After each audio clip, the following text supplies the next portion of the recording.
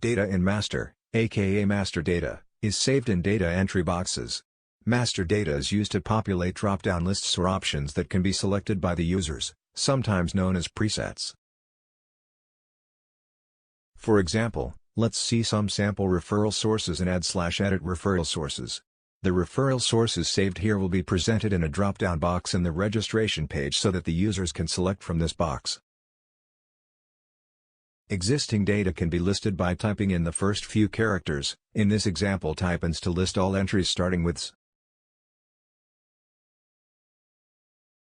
If any data needs to be edited or deleted, select the data from the drop-down list. In this example, we select source A.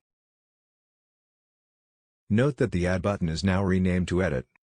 This is important as when this button shows Edit, you are making changes to the selected data, and when this Edit button is clicked, the changes are saved.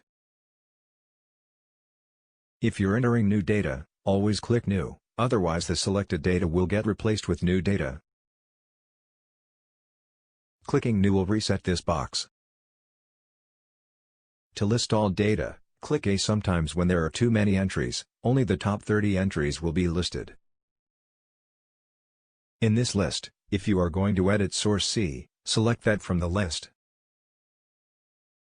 Let's try entering a new referral source called source D. Always click New to reset this box first before entering any new data.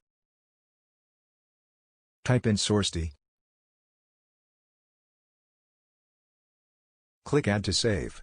Note that as you type, existing entries will be listed below. This is to prevent duplicate data entries. Click A to list all entries. Note source D that we just entered is now listed. If you need to edit/delete source D, select it from the list. This data can be deleted by clicking Del. Clicking on this bar will automatically move to the top of the box, helpful to get to the top quickly for large boxes. The box can be closed by clicking on this icon. That's it. You're done.